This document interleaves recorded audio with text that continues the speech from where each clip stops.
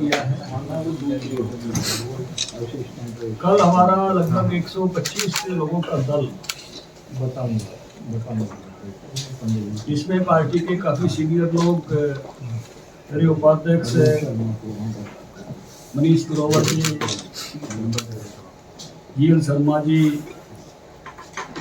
हमारे मीडिया के इंचार्ज संजय शर्मा जी, हमारे प्रदेश सचिव समय सिंह भाटी जी, रश्मि क्षेत्रपाल जी, हमारी इकोनॉमिक सेल देखती हैं, मेरे दो महामंत्री पवन कुमार सैनी जी, मोहनलाल कौशिक जी, हमारे दो सेवा आयोग के पूर्व चेयरमैन पानीराम मंगला जी, प्रदेश सचिव मनीष मित्तल जी, अभी सरकार में चेयरमैन हैं अरविंद यादव जी,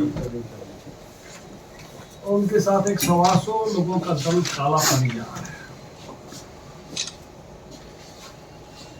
हम 3 कार्यक्रम वहाँ हमारे लिए महत्वपूर्ण हैं। एक कार्यक्रम वहाँ पर नेताजी सुभाष चंद्र बोस ने 30 दिसंबर 1943 जापानी सेनाओं और आज़ाद हिंद फौज की मदद से अंडमान निकोबार द्वीप समूह को आज़ाद कराया था और आज़ाद करा के 30 दिसंबर 1943 को वहाँ तिरंगा फहराया था। आज़ाद करा के आज़ाद हिंद फौज की सरकार के मुखिया के नाम। ये तारीख देश के इतिहास में छुपाई गई। इस घटना का भी बहुत उल्लेख नहीं हुआ। हम 30 दिसंबर को उसी जगह पर खड़े होकर, जिमखाना क्लब वहाँ पर है, और उसी ध्वज के सामने खड़े होकर आज़ाद हिंद फौज का तराना भारत भाग सुभागा भारत भागे जागा और आज़ाद हिंद फौज का गीत कदम कदम बढ़ाए जा, खुशी के गीत गाए जाए, जिंदगी है कौम की तो कौम पर लुटाए जा, और एक गीत सुभाष जी के सिंगापुर पहुंचने पे गाया गया था। सुभाष जी सुभाष जी सुभाष जी में आ गए, सुभाष माने हिंद है, सुभाष जाने हिंद है, सुभाष जाने हिंद है, सुभाष खाने हिंद है। उन गीतों को गाएंगे और वंदे मातरम और उस घटना का स्मरण करेंगे। और उसका एक उद्देश्य ये भी है कि वो इतनी बड़ी घटना जो योजना पूर्वक कांग्रेसियों ने जन प्रकाश में नहीं आने दी, पब्लिक डोमेन में नहीं है, ये तारीख इतिहास में नहीं पढ़ाई जाती है, वो जन प्रकाश में आए, पब्लिक डोमेन में आए। इसी तरह से हम वाइपर टापू एक है वहाँ पर, वाइपर टापू का भी इतिहास में कहीं जिक्र है। हम वाइपर टापू जाएंगे जहाँ अंग्रेज 1858 में झांसी की रानी की सेना के 200 सैनिकों को सबसे पहले लेकर गया था। कोई जेल नहीं थी, एक टापू था जिस पर वाइपर नाम के भयंकर सांप होते थे। वहाँ इनको छोड़ दिया गया था। ये सैनिक थे, तैर कर निकल जाते थे। 7-7 लोगों को पीठ से और पैर से बांध दिया गया था, उसको चेन जेल कहते थे। जिक्र नहीं है भारत के इतिहास में उन वीरों का। मैं जब नरेंद्र मोदी जी ने मुझे स्टैच्यू ऑफ यूनिटी का काम दिया था तो मैं वहाँ से मिट्टी लेने के लिए गया था। वहाँ एक फांसी घर है जहाँ 79 लोगों को फांसी दी गई थी। हमारे इतिहास में पता नहीं है, वो वीर, उन वीरों का जिक्र नहीं है। वहाँ एक महिला जेल है, एक पुरुष जेल है। पुरी के राजा उस जेल में थे, नागालैंड के राजा उस जेल में थे, लेकिन देश के इतिहास में इसकी चर्चा नहीं है। हम काला पानी की जो सेलुलर जेल है उसमें जाएंगे। विनायक दामोदर सावरकर और अन्य वीर, जो कि 736 लोगों का दूसरा जत्था आज़ाद हिंद फौज के बाद कराची से गया था, जिसमें उस समय के पंजाब यानी हरियाणा के लोग थे, उन सब का स्मरण करेंगे।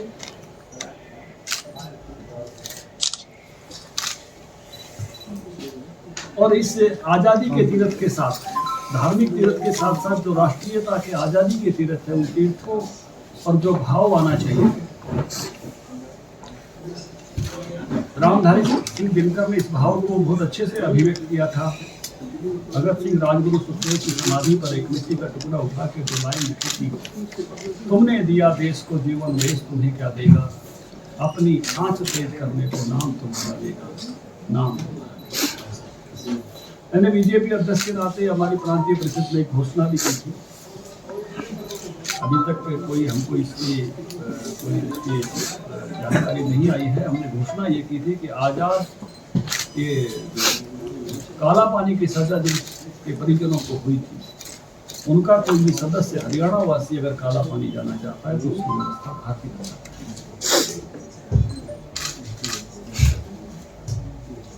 तो इन तीनों स्थानों पर हम जाएंगे और उस एहसास को, जो तपस्या हमारे वीरों ने वहां की, जो बलिदान दिए। मैं वहां इससे पहले 2 बार गया हूं। एक बार सुषमा जी के साथ गया था, क्योंकि अटल जी की सरकार थी जब सावरकर जी की एक पट्टी लगाई गई थी सेलुलर जेल में। इस पट्टी पे ये लिखा था कि हमने इस रास्ते को किसी भावुकता में नहीं, सोच समझ कर चुना है। हमें इसका ये मालूम था इसका अंजाम क्या होगा और परिणाम क्या होगा। जब मनमोहन सिंह की सरकार आई तो पट्टी उतार दी कांग्रेस के। सुषमा जी उस पट्टी को दोबारा लेकर गई थी सभी सांसदों के साथ। तब मैं पहली बार गया था। सेलुलर जेल के बाहर हमको गिरफ्तार कर दिया गया था। तब मैंने एक बात वहाँ जाननी चाहिए थी, आप जैसे सब जानकार लोगों से, क्या किसी कांग्रेसी को काले पानी की सजा हुई थी? तो एक भी कांग्रेसी को काला पानी की सजा नहीं। गांधी जी कभी आए थे क्या? नहीं, उनकी एक चिट्ठी आई थी।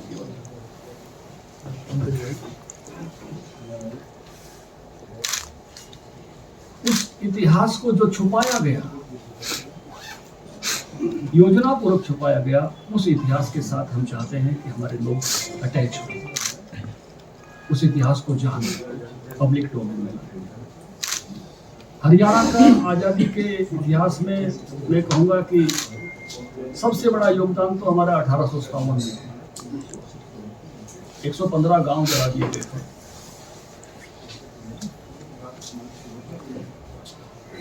नाहर सिंह के, राजा नाहर सिंह हों, से हमारे फर्क नगर के जो है, चाहे झज्जर के नवाब हों, चाहे रोहतक की क्रांति हो, हिसार की क्रांति हो, अम्बाला से जो क्रांति की शुरुआत मेरठ से मानते हैं, वहाँ से कुछ घंटे पहले अम्बाला से हो गई थी।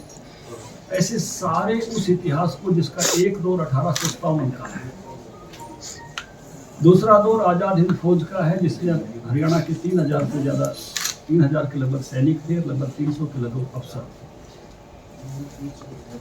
एक दौर कांग्रेस के राष्ट्रीय आंदोलन का है, जिसमें लेकीराम शर्मा, श्रीराम शर्मा, अनेक लोग उसमें लगे थे।